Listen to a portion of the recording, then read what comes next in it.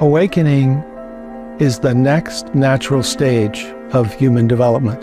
So awakening is simply to recognize the nature of our essential being. It's not some weird, mystical, religious experience that's only available to the few. It's available to everyone. What we essentially are is already fully awake, fully aware.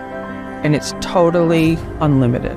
Your true nature is closer than the you that you think you are.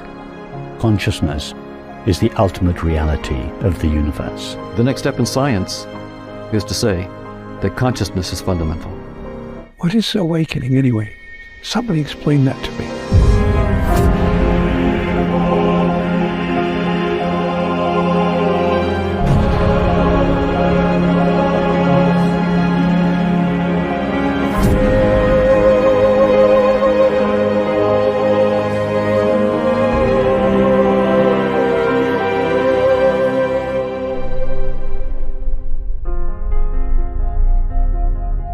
What is awakening?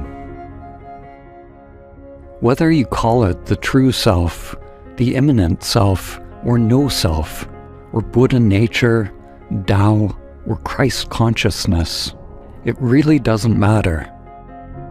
In this film, we're going to refer to it as awareness. Awareness is not the property of any religion. Awakening, or realizing awareness, is like waking from a dream. The dream of your character in the play of life. Through our characters, we experience the world in all of its beauty and its ugliness. We can call this experience of life and death duality. Around and around we go, fixated on the character's thoughts and sensations. Good and bad, war and peace, light and darkness, birth and death, until we wake up and find out we are not the character.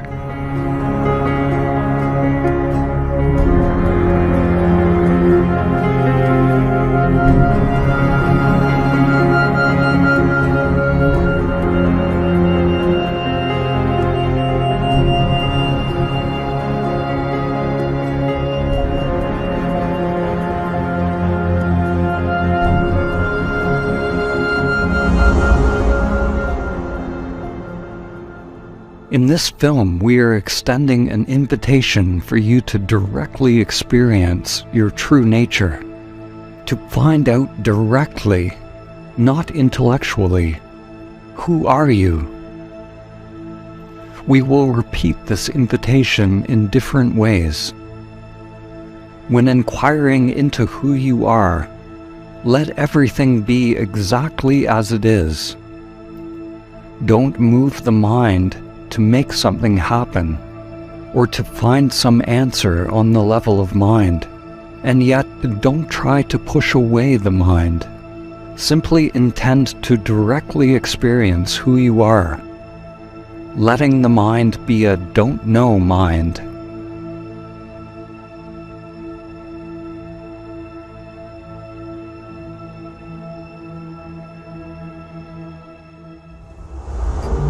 Awakening is the answer to all of the world's problems, on every level. All of the world's problems stem from a delusion, the fundamental delusion of the mind. And that delusion is that I am this limited character. When we're living from a small separate self, there's always some kind of perpetual dissatisfaction. So this can be big dissatisfaction like trauma, or it can be just this background feeling, something's not right, something's wrong, I'm missing something.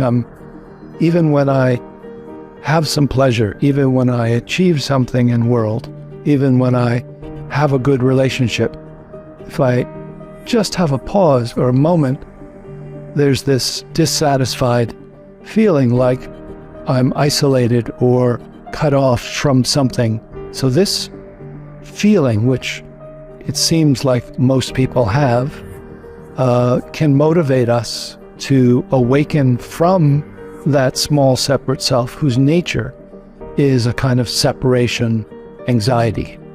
This limited character has a tendency to grasp for what it wants. It's just a collection of conditioned patterns of craving what it wants or trying to push away what it doesn't want. It's this endless process of, you could say, a pleasure principle, going after pleasure, avoiding pain. And if we believe we are this character, this conditioned pattern, then we suffer and we create suffering in the world. The world becomes a reflection of that egoic consciousness. The benefit of awakening is that you suffer less and the people around you suffer less. There's no doubt in my mind that my initial connection with my understanding of God was an awakening for me in my life, the biggest awakening that I've ever experienced. It was very much as if I had been asleep really for 50 years, walking around like a robot, just doing the things that I was taught to do from the time I was a young man. I had the whole formula down. Get the girl, get the car, get the job, get the house, get the spouse. A formula that I already thought was how life was supposed to work, until I got to be around 53 years old and I realized that while I had done most of those things and had become professionally successful to a degree, then I realized that none of it mattered. I woke up somewhere around the age of 53 realizing none of this matters. None of this means anything.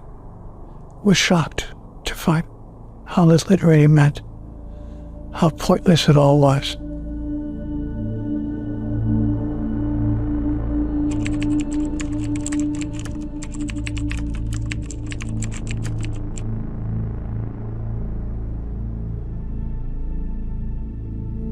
When you stop following the script that has been laid out for your character, the one inherited from parents, society, and biological conditioning, then new dimensions open up within the game. The path opens up. But it is not a path to reach some destination. It is a pathless path, a stripping away of illusion to arrive exactly where you are, in the now.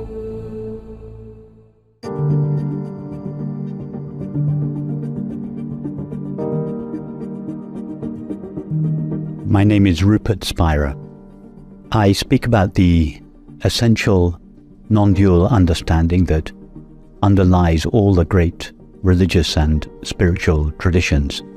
And I write and lead guided meditations and have conversations whose purpose is to lead to an experiential recognition of this understanding.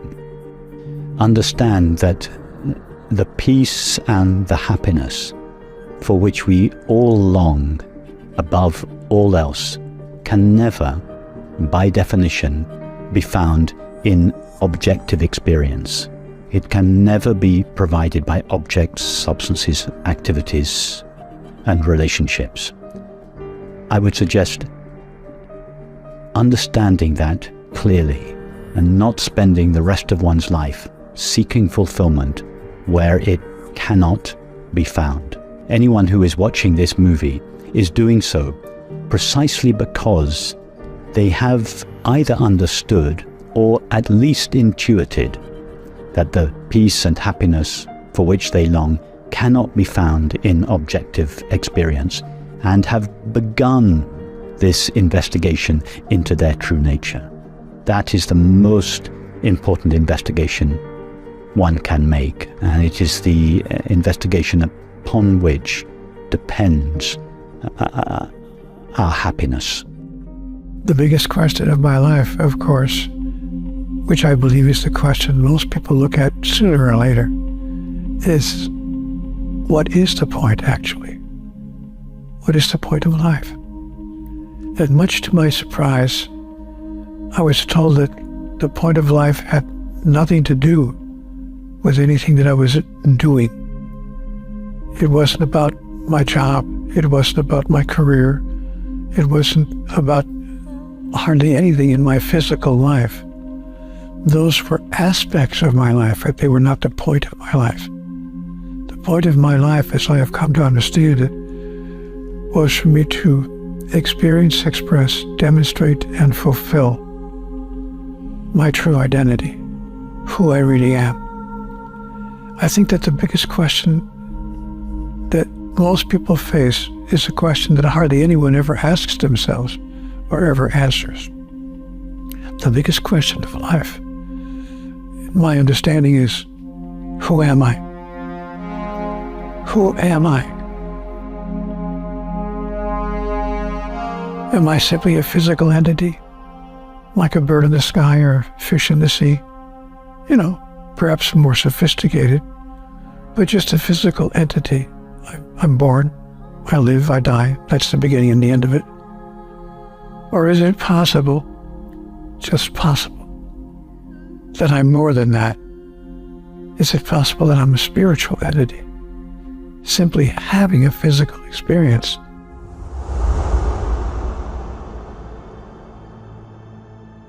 Every experience in your life has brought you to this one universal question. Who are you? Don't look for an answer with the mind. Let everything be exactly as it is. Who is aware of the mind? Feel everything that comes up. Who is aware of those feelings? Have a complete experience of everything that comes up as a result of your inquiry.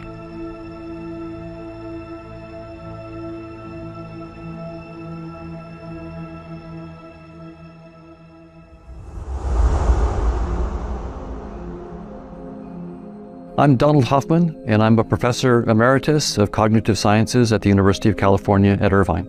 My work has been teaching students, although now I'm emeritus, so I don't teach.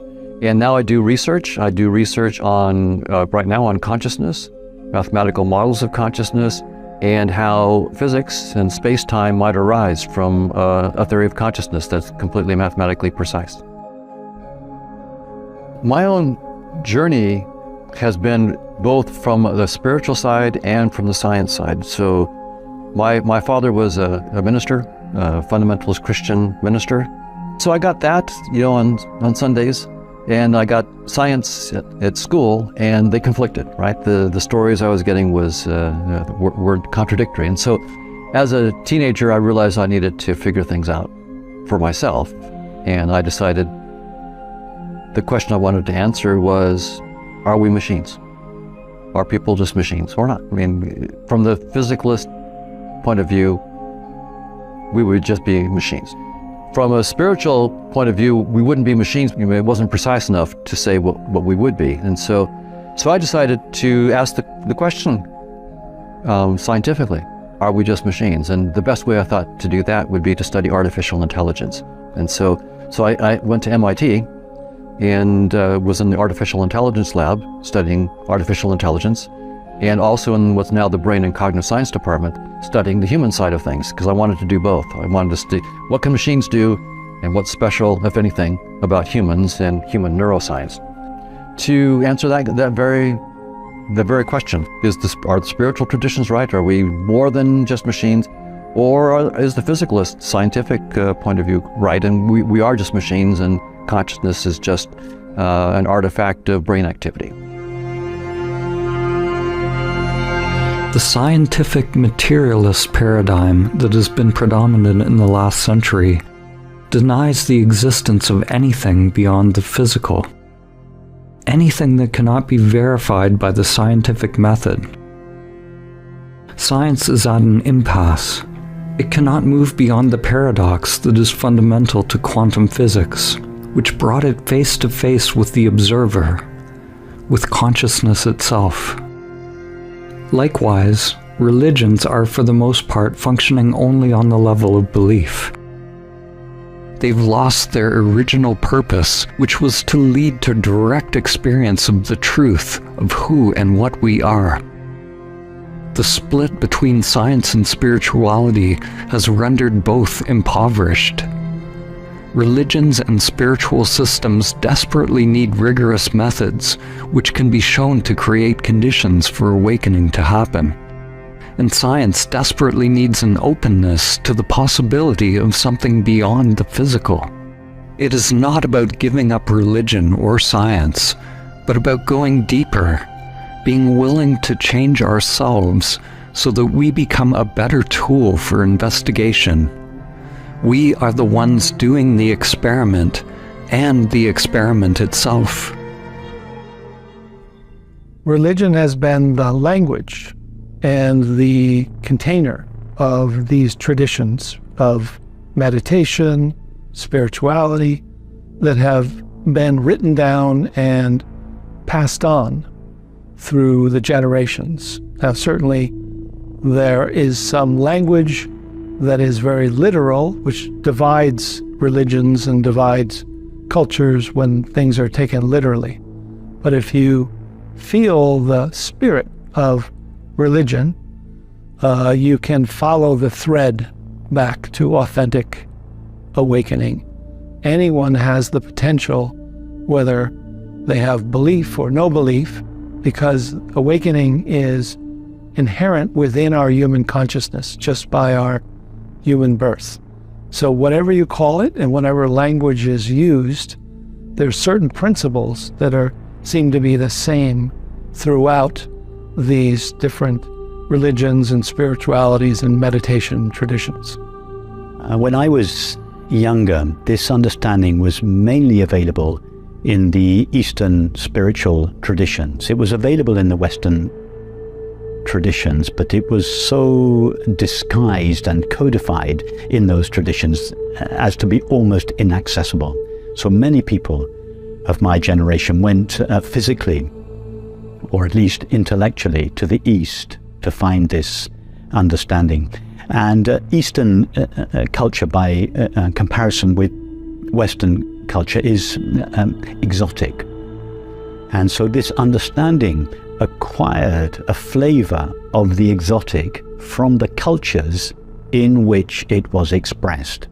And many people, myself included, thought as a result of this that there was something exotic about the non-dual understanding, that it required some extraordinary way of life. You had to give up family life, or grow your hair, or get a special name, or subscribe to some kind of teacher or tradition, or engage in strange practices. All these kind of things which had nothing to do with the core understanding, and they were to do with the culture in which the understanding was expressed at a particular time.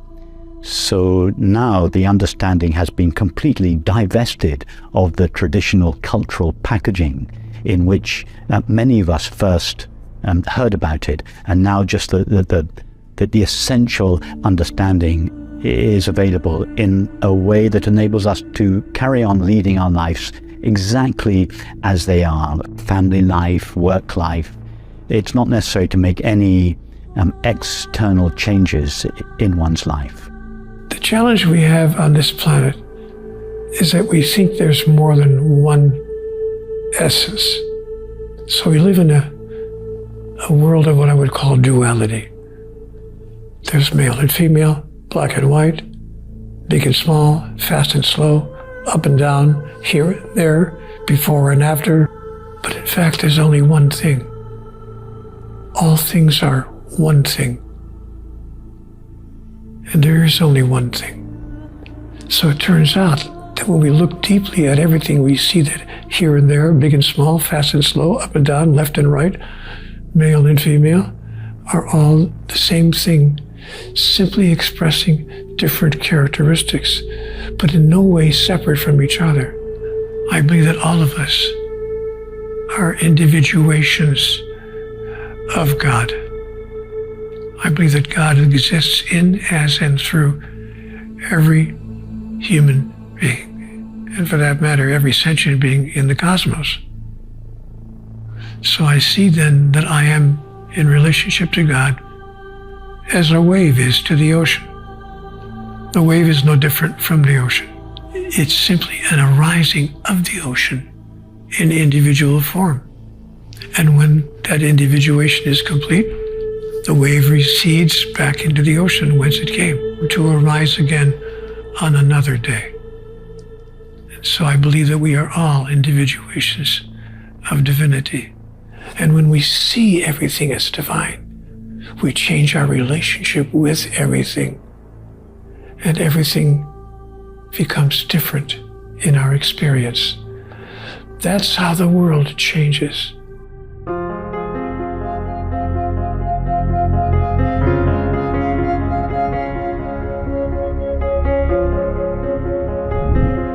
Consciousness is the ultimate reality of the universe. So we might well ask, if consciousness is the ultimate reality of the universe and everything and everyone is obviously that, then how come that the world appears to us as a multiplicity and diversity of discrete and independently existing people and animals and things, all made out of stuff called matter? How can we reconcile this statement that consciousness is the ultimate reality of the universe when it appears as a multiplicity and diversity of objects made out of matter? So the evidence that I'm using to suggest that consciousness is fundamental has many aspects to it. One is that physics itself says that space-time isn't fundamental, and evolutionary theory also agrees that space-time and physical objects are not fundamental reality. Now, both of those theories tell us only that space-time is not fundamental. They don't tell us what is beyond space-time. And so my argument is that what the physicists are finding beyond space-time, they're finding mathematical structures, but what those are about is not really clear. What is this realm beyond space-time about? And so I'm proposing that the realm beyond space-time is about consciousness. And I would suggest that infinite consciousness has the ability to localize itself as numerous separate subjects of experience. That is, all sentient beings, all people, all animals. Each of us are localizations of infinite consciousness, in infinite consciousness, made only of infinite consciousness, from whose perspective it views its own activity as the outside world. So what appears to us as a world made out of matter, from our localized perspectives, is, from the point of view of reality, simply the activity of the one infinite consciousness. In other words, in the ultimate analysis, there are no discrete or independently existing things or people. There is one infinite, indivisible whole, the unity of being, that is only refracted into an apparent multiplicity and diversity of objects and things when the one looks at its own activity through the perceiving faculties of the finite mind. If we are awake, we realize that there's one awareness that is disguised as all of these different beings on the planet. One awareness shining through everyone's eyes. Then we literally see ourselves in others, and that tendency to operate as an ego, the tendency to take for oneself, falls away because we directly realize the truth. The truth is that we're all one consciousness. The experience of my spiritual self was only possible in the realm of the physical for a very good reason. Because only in the realm of the physical was the opposite available. In other words, just to use a simple example, if I wanted to experience myself, if I could speak metaphorically, as the light, I couldn't experience being the light if I was amidst the light, nothing else around me but the light. which is a perfect definition of the realm of the spiritual. So I would come to a realm which I call the realm of the physical, where there is something other than the light. Because if I want to experience myself as the light, not just know myself as that, but experience it, I could only do that where there was the opposite of the light, in this case, the darkness. So I brought myself to the physical realm where the light and the dark exist simultaneously. And then in that outward expression of myself as the light, I could be who I really am. This understanding suggests that behind our differences, we are all the same being, not a similar being, but we are all literally one, the same being. And love is the felt experience of this oneness or shared being. It's a theorem of our theory that there is ultimately one consciousness. So we have this dynamics of many, many conscious agents, but the theory tells us that ultimately all those conscious agents are really just projections of a single one consciousness. The current paradigm in science has, and it has been for centuries, is that space and time are the fundamental nature of reality. They're irreducible, and they are the foundation of everything. And prior to Einstein, space and time were viewed as separate. Now space and time together, unified into space-time, are viewed as the fundamental nature of reality. And science has then assumed that space-time and objects in space-time are the foundational reality. And so, for example, when we talk about consciousness itself then must be somehow a product of objects in space and time.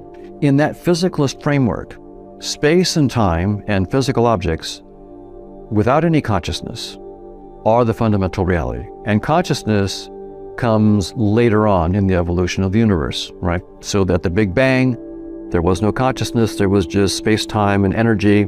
The energy coalesced into massive particles, and eventually life emerged after who knows how many millions or hundreds of millions or billions of years. Then after that, consciousness came even later. From that point of view, when you die, the physical complexity that gave rise to consciousness dissolves, and so your consciousness dissolves. And so the physicalist framework really does eliminate consciousness as a fundamental thing altogether, and says that when your body dies, your consciousness goes with it.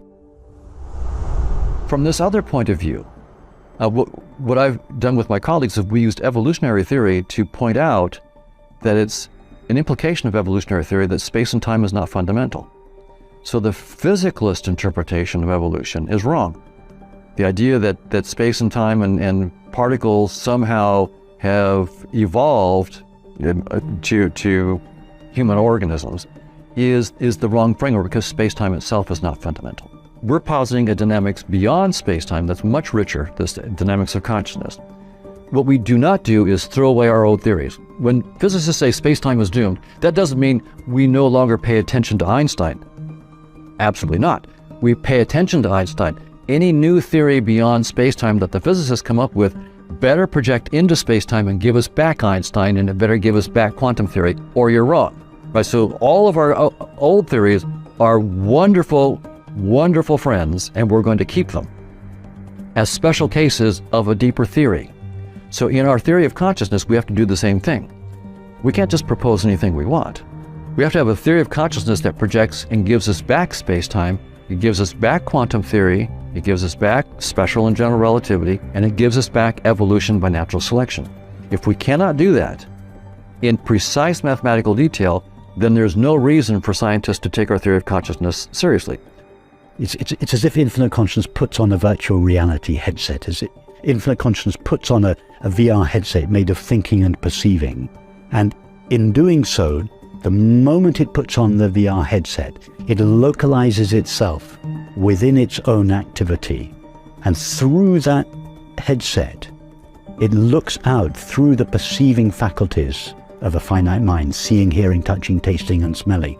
And it fragments the unity of its own being and makes it appear as 10,000 things. What I'm suggesting is that there is very much more to the universe than the finite mind. I'm not suggesting that the universe only appears in each of our finite minds. The universe exists outside of our finite mind, but inside consciousness. But it is the limitations of our finite mind that give the universe its appearance. So when we look out at the universe, we're seeing the reality that exists prior to its being perceived. But we are seeing it through the lens of our perceiving faculties, which gives it its appearance.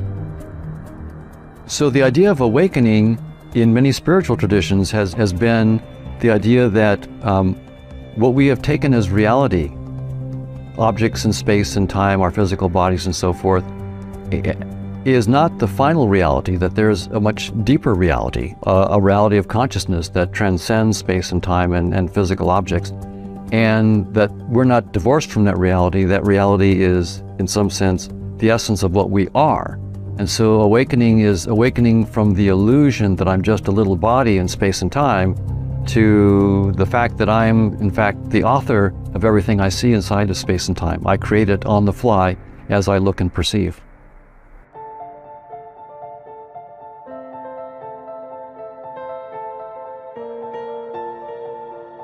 One becomes awakened by recognizing that what we essentially are is already fully awake, fully aware, complete, whole, fulfilled, at peace.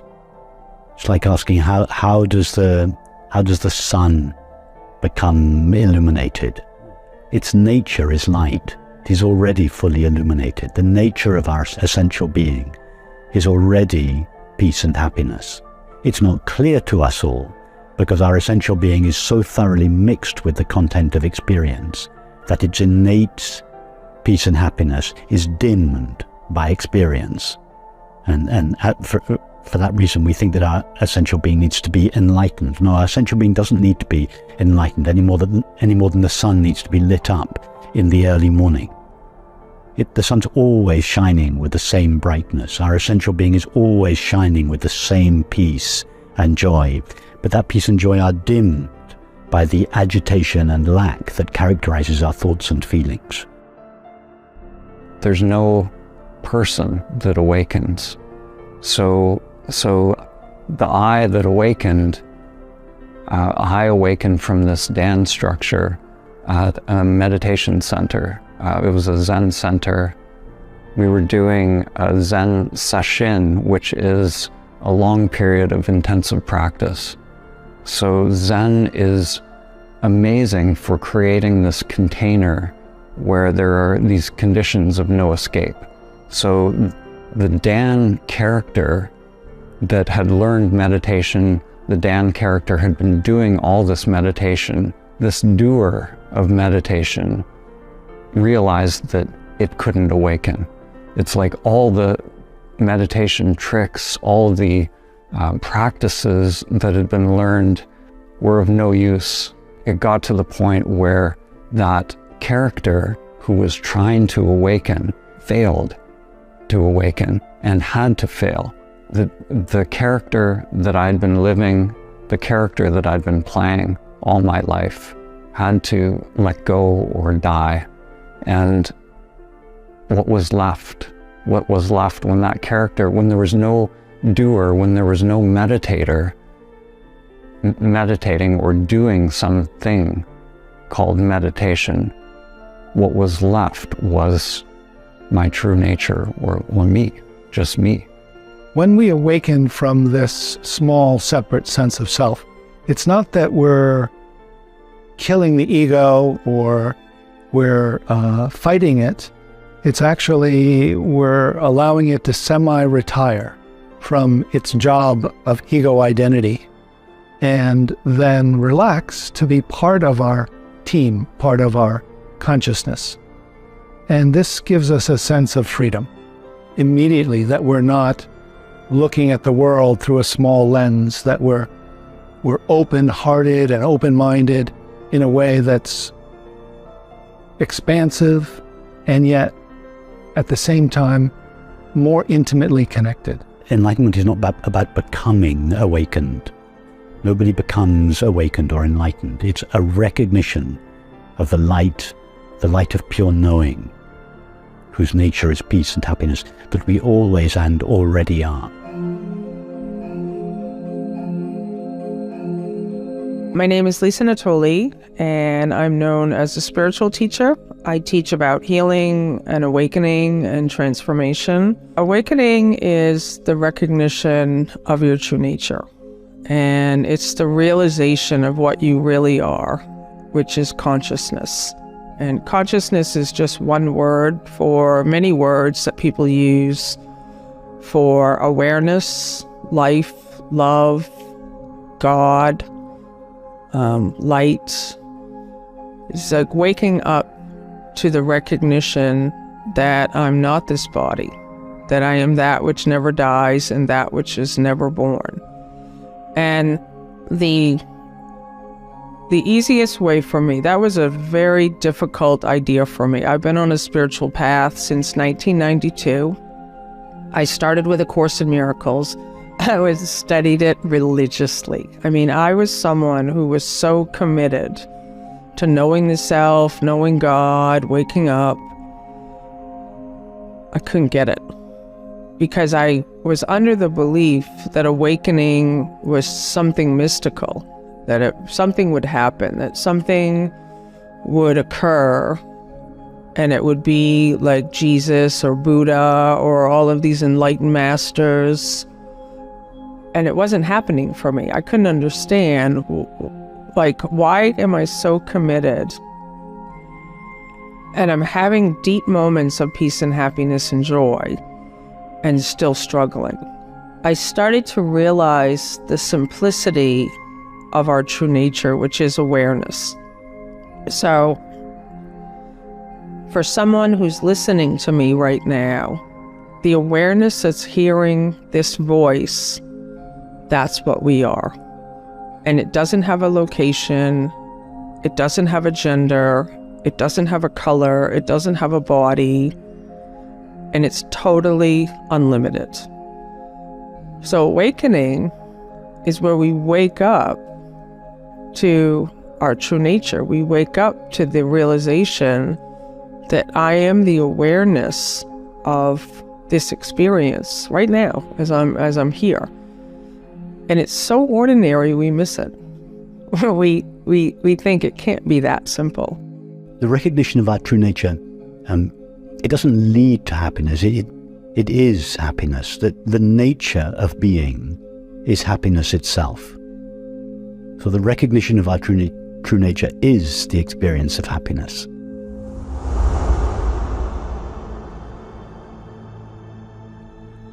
Who is aware in this moment?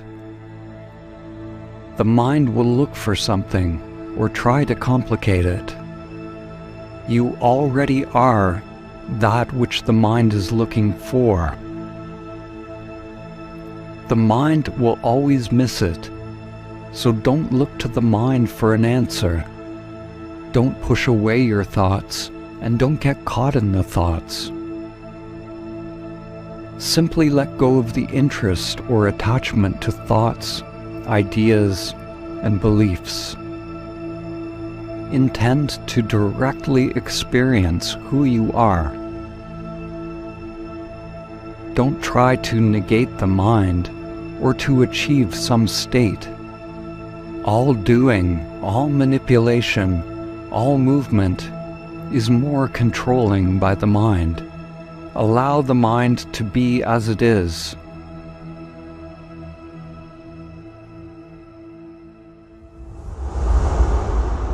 Sometimes people can awaken just in day-to-day life. They don't necessarily need practice. So sometimes things will happen in life where there's an interrupt in the pattern of view, and there can be a spontaneous awakening.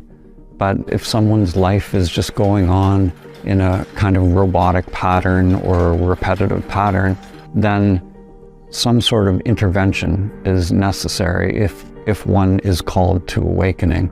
And that interrupt in the pattern of view is sometimes called sadhana or spiritual practice. And these practices are always conditioned. They're something that we learn with the conditioned mind, so they can make it more likely for awakening to happen, sort of by loosening the bonds within the self-structure. Sometimes they say that awakening happens by accident, but the practice makes you more accident-prone. The techniques, the practices can be very useful to make you more accident-prone, but they, at a certain point, have to be let go. Because if the mind is continuously doing some practice or something, then the mind has the reins. The mind is in the driver's seat. So the practices are useful, very useful as stepping stones for making the self-structure, you could say, less dense, or lightening up the self-structure so that it becomes more permeable to our true nature. The paradox with practice is that when you finally awaken, you realize that all of the practices were being done by the false self, the character in the VR game, and that you, the true self, was never bound. All you have to do is give up the preferences of the ego, to give up the fixation on things. Anything within the field of changing phenomena is not the true self. The you that you think you are, the you that you've always been identified with, will never awaken. You awaken from that character. You awaken from the delusion that you are this conditioned character. So when people come to these retreats, they think, this I, this little me is going to awaken, some great thing is going to happen. But at a certain point, that little me will never do it. It has to give up, it has to fail. And it's only in that failure we realize who we are, that we've always been aware, we've always been present. We just got hooked into this character and we believed we were that.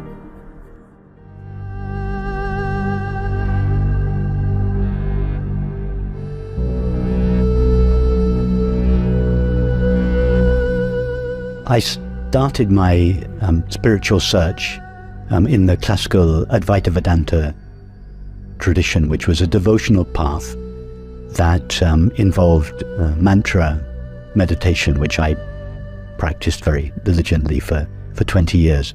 And mantra meditation involves focusing your attention on a sound, and then gradually the sound fades. However, it was really when I came in touch with the direct path that my spiritual search really reached its culmination. Because in this direct approach, we don't give our attention to any object, however subtle, for instance, a mantra, a sound, the breath. We allow our attention to sink inwards or backwards into its source. Let's use an analogy. Imagine that you are watching your life on a television screen. You are identified with the character on the screen. Day after day, year after year, you are involved with the story of the character. When suddenly, you wake up out of the story to notice the screen on which the character appears, and you realize you are not the character you have been watching. Objects can come and go on the screen. Characters come and go, but the screen remains unchanged. The character can get wet, but the screen does not get wet. The character can be disturbed, but the screen is not disturbed. Without the screen, the characters would not exist. Yet the screen goes unnoticed. The characters go about their scripted lives. Awareness is like the screen. It is like the space in which all thoughts, emotions, all states of consciousness come and go. Thoughts, sensations, and the entire outside world appear on the screen, constantly changing, but the screen does not change. It's the mind that changes states through the human experience, but there's something, that which you are, that remains, something that is ever present, that is aware of those changing states, and that is consciousness, or our true nature. As long as there is attachment to a character on the screen, a sense that I am that character, then there will be suffering, Maya, the illusion of the self. Nothing you can do as the dream character will help to free you. Whether you follow the script in the drama of your life or rebel against the script, if you act from the point of view of the character, then you're caught in the illusion. To awaken, stop identifying with what appears on the screen. Recognize that it is all impermanent. Stop reacting to thoughts and treating the program as real. If I withdraw attention from the screen, turning awareness towards itself, an unfathomable thing happens. Awareness itself wakes up. This is not a happening. Happening is what happens on the screen. Awakening is just recognizing the screen that was always already there. Do not believe your next thought. Instead, turn awareness towards awareness itself.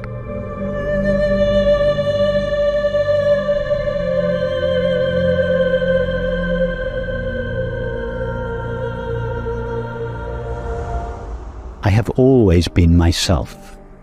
My sense of myself runs throughout my life. It remains consistently present throughout my life. What is present in me now that was present yesterday, last year, 10 years ago, and when I was a 2-year-old child? What is this essential I or self to whom all my experience happens? The recognition of the nature of that one is the great secret to life. It is the direct path to peace and happiness. It's not something that a person initiates. It's something that a person recognizes. To recognize, that is to know again what we've known from the beginning, but have simply forgotten or denied or failed to believe. So we cannot initiate closeness to God. We can simply recognize, to recognize that it's always been there and will always be there. It was only this direct pointing to awakening, this opening to what's already here, that allowed me to find a new way of being, a new stage of development. Many people think it's a very impossible or out of reach goal to know the self. And my own sort of purpose as a teacher, just because of my own awakening, has really been wanting to make it very practical, very down to earth. I love to teach people. It's available to everyone. If we believe and feel that we are a temporary, finite, separate self, we are, whether we know it or not, searching for peace and happiness. In other words, it's not possible to be a separate self or to feel oneself as a separate self and not be in search of happiness. So what is required in this case is to reorientate one's search for happiness. Instead of seeking for happiness in the objective content of experience, to seek happiness in oneself. So the spiritual practice that is required is to direct one's attention, or more accurately, to relax one's attention into its source, pure awareness, rather than direct it towards an object, substance, activity, relationship, and so on.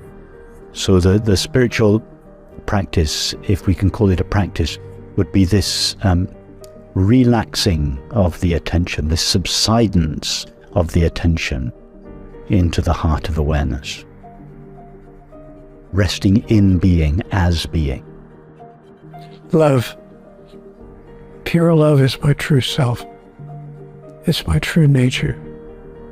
Pure love for everyone and everything, for every aspect of life, even those things with which I disagree. For one who has recognized the nature of their being, they know their being as the source of the peace and happiness for which they long.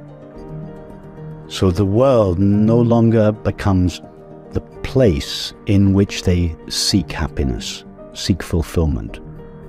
It doesn't mean to say that such a person no longer has desires, but the desires are not there to fulfill the sense of lack that is characteristic of the separate self. As such a person has found the source of happiness within themselves, and their desires come from that sense of happiness. They do not go towards it. For instance, in the realm of relationship, it makes a big difference to our relationships. We no longer seek an other to fulfill the needs of ourself. We seek another to share the experience of happiness that we already have, and this relieves our friends of the impossible burden of providing happiness for a voracious, unsatisfied self. Nothing occurs in my life that has not brought me benefit or will not bring me benefit, in the sense that every moment, every activity, every outcome moves me forward in the process of the evolution of my soul. And that's why I came here to the physical realm, to evolve.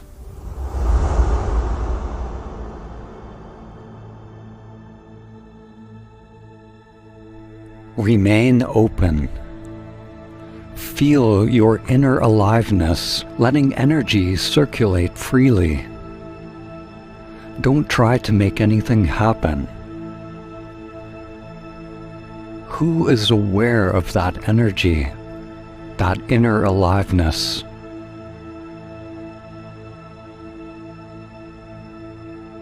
Notice the mind's tendency to control and manipulate, to get involved.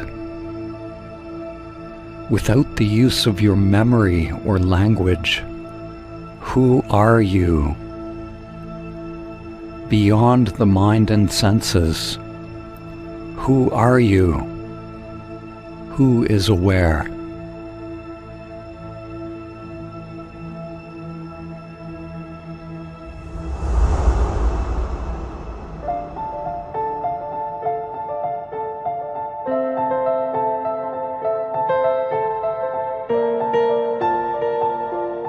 Many people who are hearing these ideas for the first time, they've never even heard of the idea of the self.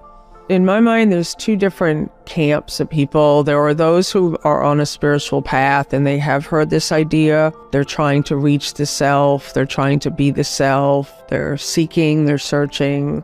And then there's other people who have just been living their life. They've never heard of these ideas before. They've never heard of know thyself. And many people think know thyself means know the body, know yourself, be authentic. What it really means is to know thyself, is to know what you are in truth, to really know your true nature. The words know thyself were carved on the entrance of the Temple of Apollo in Delphi, and as such stand as an invitation at the dawn of Western civilization to humanity, suggesting that to know thyself is really the foundation of all civilization. Why? Because our self stands at the center of all our experience. Whatever we are experiencing, it is we who are experiencing it. Whatever we think and feel, our thoughts and feelings arise on behalf of ourself. Whatever activities and relationships we are engaged in, we engage those activities and relationships in service of ourself. So our self stands at the center of our experience. So what could be more important than to know the nature of ourself. And would it be possible to know the nature of anything else if we do not first know the nature of that which knows it? I think awakening is about ending the nightmare and stepping into the dream.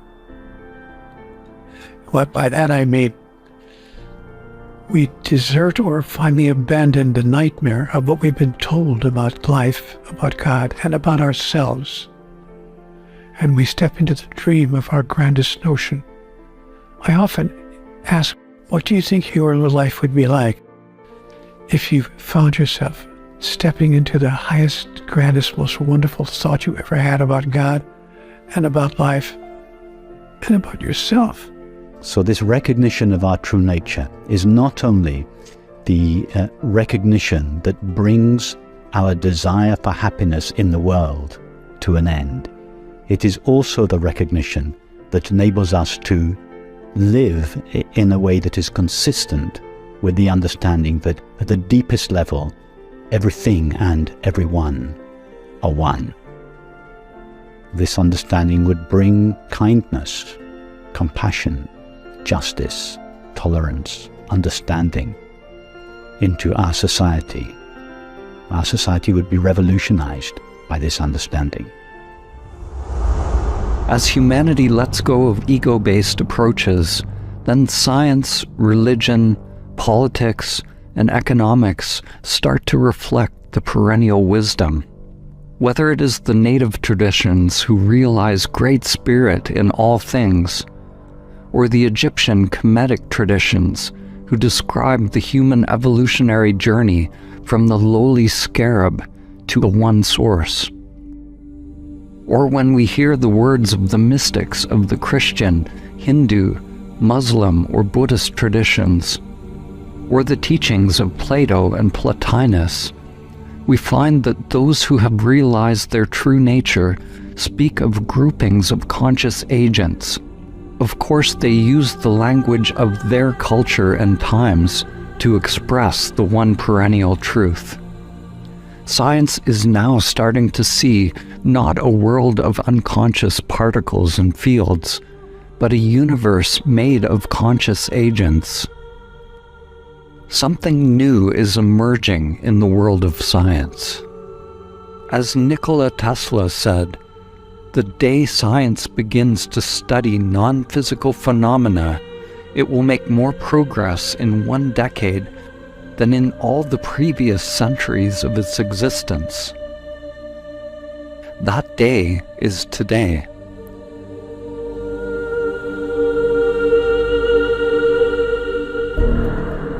Every time that we've had a mathematically precise advance in science, it has opened up new technologies that look like magic compared to what we had before.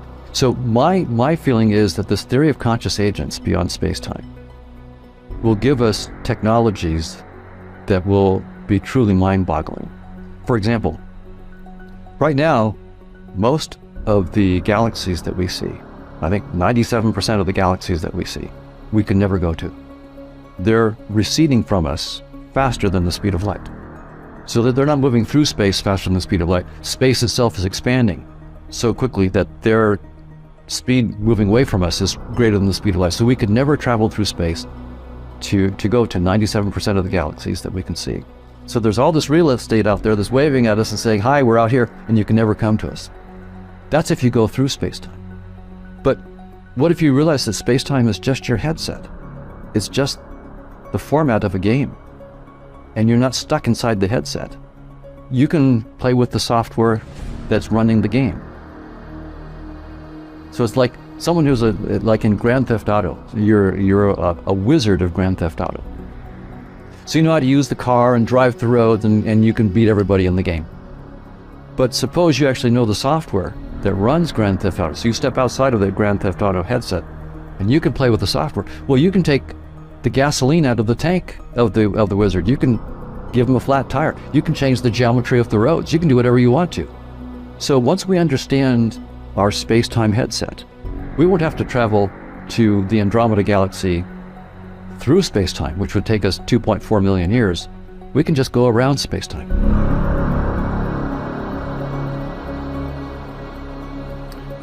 I see the world around me as stepping into a greater expression and experience of what it means to be human and what it means to be an aspect of divinity. But I don't think that we have an endless amount of time. I get a sense that time is running out, that it's now or never time. I think we're on the right path. I have a sense of optimism that because of the kinds of opportunities that we see today in the world to communicate powerful and important ideas, ways that we didn't have even a few years ago, are creating the possibility that we can get to that place of critical mass, that we can reach critical mass before our time runs out. But we would be mistaken if we think we have an endless amount of time on this planet. When each individual disidentifies from their conditioned character, then they're no longer acting as an egoic entity. And that brings about a transformation on the planet. This brings a new Earth. But life as we know it right now on this planet, I think we need to make some changes and make them quickly, dramatically and radically, if we want to see the tomorrow for which we've all dreamt. So could this understanding become mainstream in our lifetime? Why not? Yes. The challenge we have right now is nothing is working. And the time has come for us to stand up and say that's true. Surely we can do better than this. Surely. We can expand our understanding of who we are and our expression of our true nature. We need to pay attention to our environment, to our politics, to our economics, and to our spiritual process on this planet. Because the problem in the world today is not a political problem. It's not an economic problem. It's not a social problem. It's a spiritual problem. It has to do with how committed we are to stepping into the highest spiritual truth. This is not New Age philosophy. These ideas have been around for thousands of years.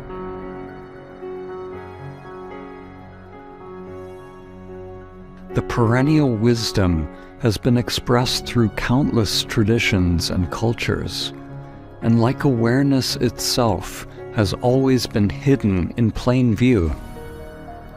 In Christianity, the Gnostic Gospel of Thomas contains direct pointers to our true nature. The disciples asked Jesus, "When will the kingdom come?" Jesus said, "It will not come by waiting for it.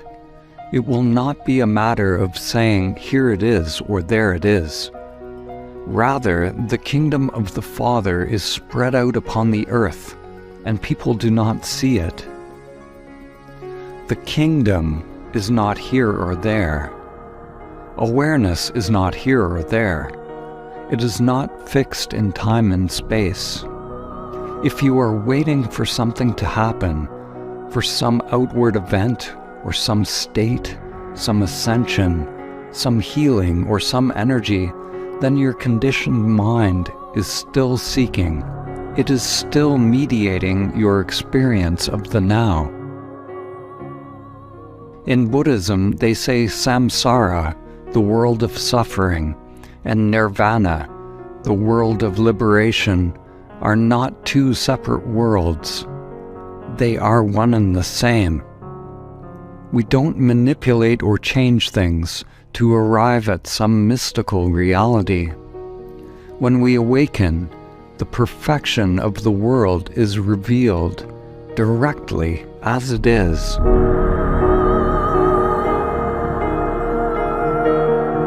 Is it possible to simply be here and now in this moment, unmediated by that seeking mind? Is it possible to be okay with this moment as it is? to simply be